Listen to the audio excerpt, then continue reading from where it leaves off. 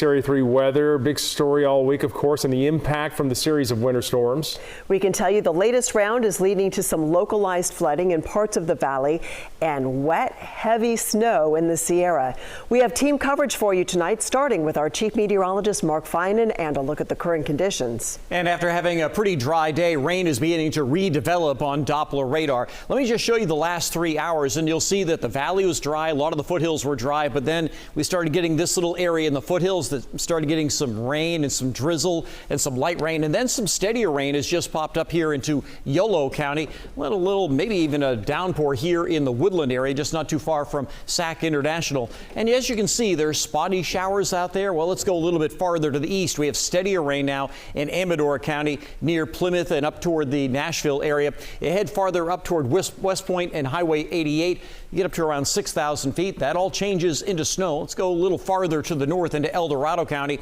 Now getting rain from Placerville, from Pollock Pines. Yeah, Pollock Pines rain this time around. And then a little farther to the east, it does turn into snow. And we do have chain controls up right now on Highway 50. As a matter of fact, that's the way it looks at Twin Bridges right now. That is the chain control point. I do think we'll have chain controls in the Sierra much of the weekend. Back to you. All right, Mark, we'll check back with you. First, though, let's take a live look here. This is South Lake Tahoe. Things looking pretty nice there tonight, all lit up and beautiful. But after weeks of snow and yesterday's rain, it has everyone now dealing with Sierra cement. Yeah, it's that dense, hard snow that skiers and locals know pretty much happens there, and the amount has Lake Tahoe officials concerned.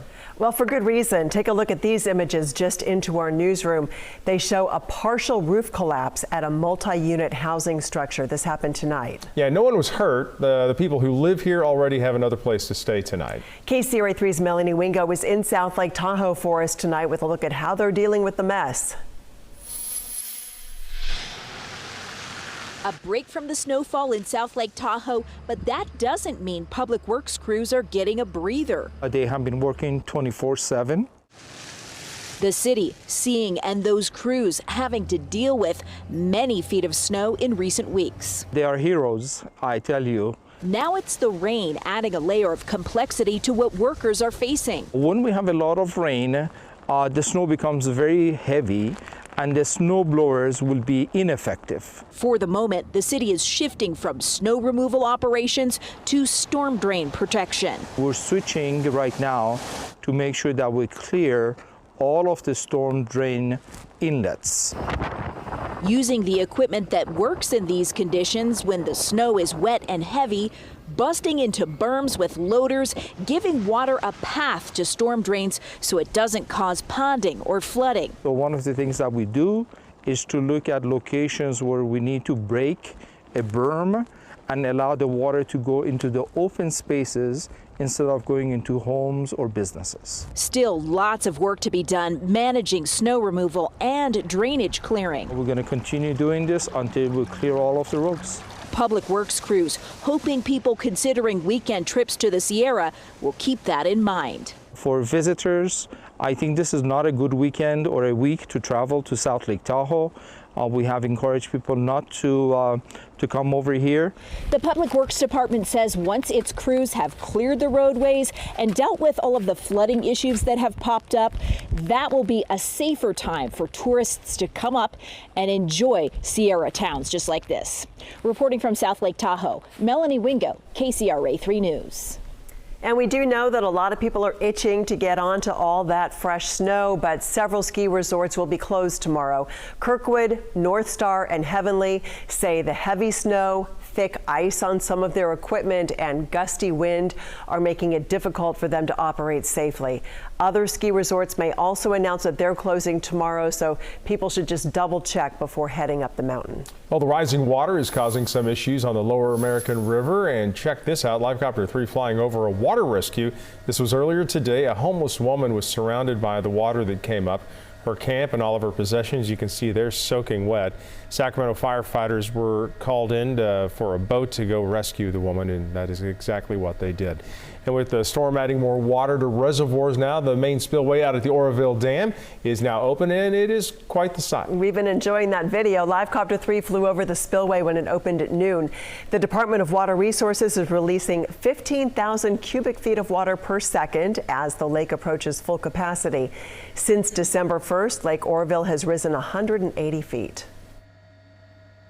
Full lake reservoir will mean that we'll have additional water supply, particularly more than we've had the last few years of the drought. Thank God, we need the water, you know, and we need some water storage.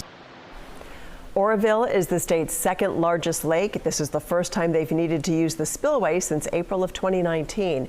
And of course, water's being released from other Northern California reservoirs as well.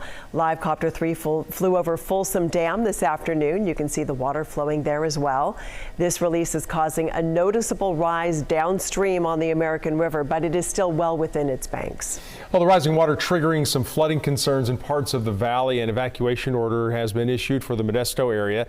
This is east of South 9th Street and west of Avon Street between River Road and Tuolumne River. This was an evacuation warning and now is upgraded to an order. The nearest shelter, by the way, is at Patterson High School. And an evacuation order remains in effect for the Newman area of the San Joaquin River. This is east of River Road and south at Crow's Landing Road. And it's a sparsely populated area. Stanislaus County Emergency staff say that there are also evacuation warnings just west of River Road. And in San Joaquin County, several roads in Tracy are closed because of flooding. We can show you Chrisman Road. This is near Lynn Road, and you can see the water flowing over the pavement there. KCRA 3's Josie Hart spoke with neighbors who say that they are worried about the damage that it may cause to their properties. My shed's flooding. Pools of running floodwater. I'm not taking the worst of it. And layers of mud surround roughly 16 homes along this stretch of Chrisman Road. A lot of these other people are taking a lot worse than me, so, you know. This is the sight and sound that Tracy residents woke up to Friday morning. Started like 6:30 this morning, and it just progressively got worse. They say this isn't the first time. We've had six floods this year. I've actually grown up out here for more than 60 years. The flooding has never been like this. Residents are doing what they can, stacking sandbags and establishing makeshift barriers. I kept looking out because we knew it was going to happen. They say they believe the water may be flowing down from the nearby Coral Hollow Creek, and they are worried about the long-term damages. And nothing we can do to stop it. So until we can build up our wall and our driveway, there's really nothing more we can do. So it's just kind of hope for the best, I guess. Another concern for them was drivers who were seen speeding through road closure signs leading to their properties. They're crazy. These people they're flying through here. Which Allday says has led to even more floodwater being pushed onto their properties. You can see the wood and stuff in the road, and they're just flying through there. You can hear the clunking, the wood hitting the cars and stuff, but you know, they don't care. In Tracy, Josie Hart, KCRA 3 News. And with that in mind, the CHP is trying to get the message out to drivers not to go around road closure barriers. Not everyone's paying attention, though. The CHP sent out a picture of a car that crashed on Corral Hollow Road in San Joaquin County. Officers say that the driver in this case went around some barriers, slid off of the mud-covered road, and then smacked a power pole there. The CHP says that accidents like these are 100% avoidable. In the Central Valley, rescuers had to save members of a family that was surrounded by flooding. Take a look at that. This is in the community of Kernville in Fresno County. This is just one of dozens of families who were forced to evacuate as their mobile home park flooded. We live at the end of Bernaldo Road where it's real flat, not too far from the river, and so they told us we need to leave. So we did. And I got my 82-year-old mother. And we got her on the higher ground. We've got a great community. Everybody helps everybody around here. There is still no word on when these families will be able to return to their homes. And you can track the cleanup efforts and any coming rain and snow on our KCRA 3 app. You can use the interactive radar to see when the weather is impacting your neighborhood.